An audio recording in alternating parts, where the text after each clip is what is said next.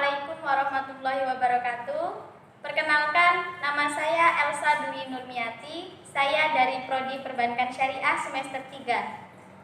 Dalam mata kuliah ini, yaitu mata kuliah Sejarah Peradaban Islam, saya akan menyampaikan materi tentang sejarah peradaban Islam dinasti Bani Umayyah. Masuk pada sejarah berdirinya dinasti Bani Umayyah. Bani Umayyah didirikan oleh Muawiyah bin Abu Sufyan bin Harb. Muawiyah selain sebagai pendiri Daulah Bani Abbasiyah, juga sekaligus menjadi khalifah pertama. Ia memindahkan kekuasaan Islam dari Kufah ke Damaskus. Sebagian besar sejarawan awalnya memandang Muawiyah sebagai pendiri dinasti yang dipandang negatif. Dilihat dari sikap dan prestasi politik yang menakjubkan, sesungguhnya Muawiyah adalah seorang pribadi yang sempurna, pemimpin besar yang berbakat. Muawiyah berhasil mendirikan dinasti Bani Umayyah bukan hanya dikarenakan kemenangan diplomasi di sipil dan terbunuhnya Khalifah Ali, melainkan ada beberapa faktor pendukung. Faktor yang pertama, adanya dukungan yang kuat dari rakyat Suriah dan dari keluarga dinasti Umayyah itu sendiri.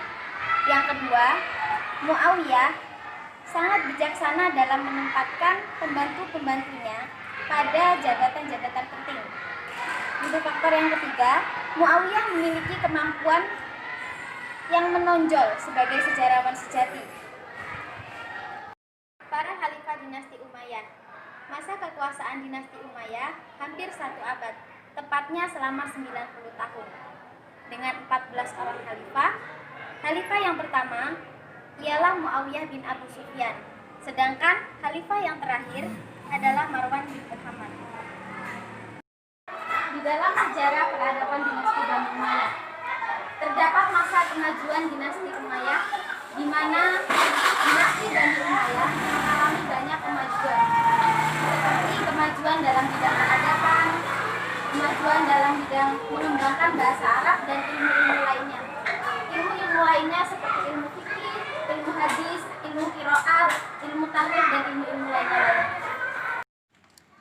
Setelah masa kemajuan dinasti Bani Umayyah juga mengalami masa kemunduran, di mana terdapat beberapa faktor yang menyebabkan dinasti Umayyah mengalami kelemahan dan kehancuran.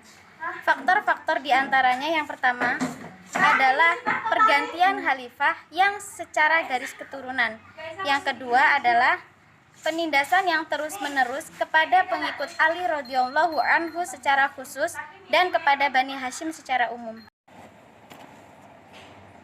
Faktor yang ketiga adalah pertentangan etis antara kaum Qais dengan kaum Kalb yang telah ada pada zaman sejak sebelum Islam.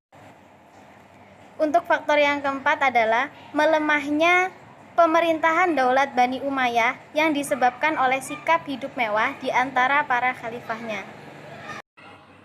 Mungkin hanya itu penjelasan yang dapat saya sampaikan. Kurang dan lebihnya saya mohon maaf. Saya akhiri. Wassalamualaikum warahmatullahi wabarakatuh.